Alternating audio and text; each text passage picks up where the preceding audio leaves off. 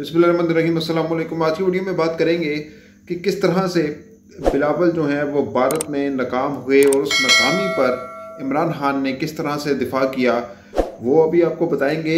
इसके अलावा बात करेंगे कि किस तरह से सुप्रीम कोर्ट के रिकॉर्ड मांगने के बाद, कौमी असम्बली का रिकॉर्ड मांगने के बाद जो है किस तरह से एक इज़्तिराब की कैफियत पैदा हुई और किस तरह से जो हमारे लीडर हैं वो सुप्रीम कोर्ट के ख़िलाफ़ एक बार फिर से खड़े हो गए।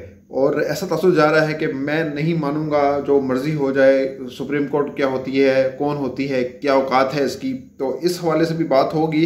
इसके अलावा बात होगी कि शहबाज शरीफ कहते हैं कि अगर पंजाब में इलेक्शन हो गए तो वो एक साजिश होगी। अब पता नहीं कौन सी साजिश होगी, इस पर भी बात करेंगे। लेकिन सबसे पहले हम बात करते हैं कि बिलावल भुट्टो और जो एस जयशंकर हैं, भारत के वज़ीर ख़ारजा हैं, उनके आपस में तकरार हुई। और इस हवाले तकरार से मुराद मेरी है कि मुलाकात हुई, आमने सामने हुए और उसमें एक दूसरे को उन्होंने हाथ नहीं मिलाया था। इससे पहले भी सख्त जुमलों का तबादला हो चुका है एस जयशंकर और बिलावल भुट्टो के दरमियान। और अब एक बार फिर जो है वो इस तरह की कैफियत पैदा हुई कि जब शिरकत करने गए बिलावल जो हैं कॉन्फ्रेंस में, भारत पहुंचे और गोवा में, और वहाँ पर जब एस जयशंकर ने उनका इस्तकबाल किया तो इस तरह से हाथ जोड़ के उनको नमस्ते किया और उन्होंने भी ऐसे हाथ रखा।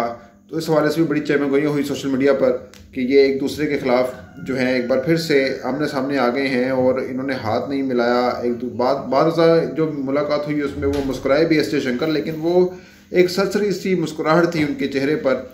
लेकिन अब सवाल ये पैदा होता है कि वहाँ पर इसके बावजूद जब बिलावल गए तो एस जयशंकर ने खुलकर बकवास की और भारत जो है वो जो बिलावल साहब हैं भारत पहुँचकर भी वहाँ पर दिफा नहीं कर सके। और जिसके बुनियाद पर इमरान खान जो हैं वो सामने आए, उन्होंने बहरहाल भारत को नीचा दिखाया, एस जयशंकर को तनकीद का निशाना बनाया, ये जानते बूझते भी कि बिलावल भुट्टो से भी उनकी दुश्मनी है, लेकिन सियासी दुश्मनी है। लेकिन उसको बलाए ताक रखते हुए इमरान खान ने पाकिस्तान की जंग लड़ी, पाकिस्तान का मुकदमा लड़ा और बिलावल को ये सजेशन दी कि अगर वो तैयारी के साथ आते तो बेहतर होता। वो तैयारी के साथ नहीं आए थे तो वैसे मैदान में उतर गए। तो इस हवाले से इमरान खान को सराहना चाहिए, उनके ज़र्फ़ को सराहना चाहिए कि उन्होंने इस पर कोई सियासत नहीं की। उन्होंने मुंह तोड़ा है एस जयशंकर का कि वो बिला वजह की बकवास कर रहा है। अब वो बिलावल भुट्टो जो भी है, हमारे वज़ीर ख़ारजा है, अब जैसा भी है, लेकिन ये पाकिस्तान की नुमाइंदगी कर रहे हैं। और अगर एस जयशंकर कुछ बकवास करेगा और ये कहेगा कि दहशतगर्दी की तर्जुमानी करने आए हैं, तो ये कौन होता है जो पुलवामा अटैक खुद करवाता है, जो अभिनंदन जैसे जो है वो कार्टून बेचता है, जो कुलभूषण यादव जैसे दहशतगर्द, सर्टिफाइड दहशतगर्द बेचता है, और वो बात कर रहा है कि पाकिस्तान जो है वो दहशतगर्द है और दहशतगर्दी की नुमाइंदगी बिलावल कर रहे हैं। तो ये जो बात है ये किसी भी सूरत काबिल कबूल नहीं है। आर्टिकल 370 जो है वो उड़ाया इन्होंने और जो कश्मीर की जो आज़ादाना हैसियत है उसको ख़त्म किया और ज़बरदस्ती अपने में मर्ज कर लिया, भारत में मर्ज कर लिया इसको। और वहाँ पर जुल्म सितम और बर्बरियत की इंतहा हो चुकी है।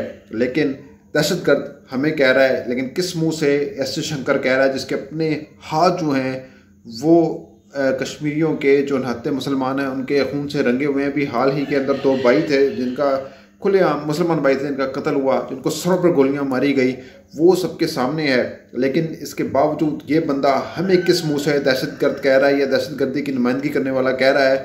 ये कौन होता है जो खुद अपने गिरेबान में जांच कर नहीं देख रहा, अपने गिरेबान में खुद जांच कर देखे तो फिर इसको पता चले कि इसका जो जिसकी ये नुमाइंदगी कर रहा है मोदी की, वो गुजरात का कसाब है। उसने किस तरह से गुजरात में खुलेआम कत्ल किए, किस तरह से उसने कह लें कि मुसलमानों के खून से होली खेली, तो वो भी सबके सामने है। इसके बावजूद ये एस जयशंकर जो है ये मुंह दिखाने के काबिल नहीं है, लेकिन अकड़ता फिर रहा है, दंदनाता फिर रहा है। लेकिन इमरान खान ने ही इनको जो है वो तिगनी का नाच नचाया था जब अक़वाम मुत्तहिदा में खड़े होकर इतनी दबंग किस्म की बेखौफ तकरीर की थी और कश्मीरी मुसलमानों का जो है वो मुकदमा लड़ा था। तो इन्हीं लोगों को साम सूंघ गया था।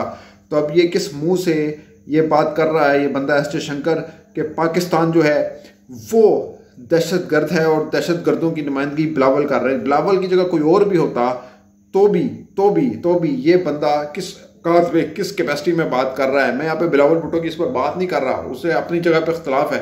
लेकिन अगर वो बंदा इसको भी कहेगा कि ये पाकिस्तान का जो है वो दहशतगर्दों का एजेंट है और एजेंट बनकर नुमाइंदगी कर रहा है, तो ये किसी भी सूरत काबिल कबूल नहीं होगा, क्योंकि मामला इस टाइम पाकिस्तान का है और पाकिस्तान की जंग जो है वो हमारी जंग है और हमने ही लड़नी है। चाहे इख्तलाफात अपनी जगह पर होंगे, लेकिन उनको बलाए तक रखते हुए इस जैसे जो नमूने हैं, इस जैसे बेशर्म लोग हैं, एस शंकर जैसे लोग, इनको जवाब देना, इनकी बोलती बंद करना बहुत ज़्यादा ज़रूरी है। बोलती बंद से मुझे याद आया कि इस टाइम सुप्रीम कोर्ट ने भी हुकूमत की बोलती बंद की हुई है और रिकॉर्ड मांगा जी इजलास का, और इजलास का रिकॉर्ड मांगने के बाद फिर ख्वाजा आसिफ जैसे लोग भी उठ खड़े हुए और उन्होंने बोलना शुरू कर दिया कि ये सुप्रीम कोर्ट पहले अपना रिकॉर्ड दे और जो स्पीकर साहब हैं वो बुलाएं चीफ जस्टिस को। तो मतलब वन मैन शो की ये बात करते हैं कि वन मैन शो तो उन्होंने खुद बनाया हुआ है। पार्लियामेंट बेसिकली सुप्रीम है, पर सुप्रीम है, इसमें कोई शक नहीं, इसमें कोई शक व शुबे की गुंजाइश नहीं है। लेकिन ये भी मतलब नहीं कि आप इस सुप्रीम पार्लियामेंट को जो है वो अपने मकासद के लिए इस्तेमाल करें, तो फिर वो ऐसी सुप्रीमेसी को कोई फ़ायदा नहीं है, तो सिर्फ अपने दिफा के लिए इस्तेमाल की जाए। तो बहरहाल अब रिकॉर्ड की तलबी की है, अब देखिए इस पर क्या होता है, क्या एक्शन लिया जाता है। लेकिन इससे भी मुज़क्किर बात क्या है कि शहबाज शरीफ कहते हैं कि अगर पंजाब में इलेक्शन हो गए तो ये मुल्क के ख़िलाफ़ साजिश होगी। मेरे ख्याल से मुल्क के खिलाफ तो साजिश नहीं होगी, आपके खिलाफ साजिश हो सकती है, क्योंकि आप हार जाएंगे। आपको पता है कि आपने किस तरह से यहाँ पे हारना है और किस तरह से आपका जो है यहाँ पे इबरत का निशान आपने बन जाना है। आपको पता भी नहीं लगना आपके साथ क्या होना है, आपका झाड़ू फिर जाना है। आपको इस चीज़ का इदराक है, आपको पता है कि आपके साथ होने क्या जा रहा है, लेकिन इसके बावजूद आप इसको साजिश का रंग दे लें या कुछ भी दे लें, साजिश नहीं है। आप आइन के खिलाफ जो है वो साजिश कर रहे हैं। 90 दिन के अंदर इलेक्शन ना करा के आप किस हैसियत से, किस कैपेसिटी में मोहसिन नकवी को बिठा रहे हैं कि वो अब तक निगरान वज़ीर आला है। आइनी मुद्दत ख़त्म हो गई है 3 महीने की।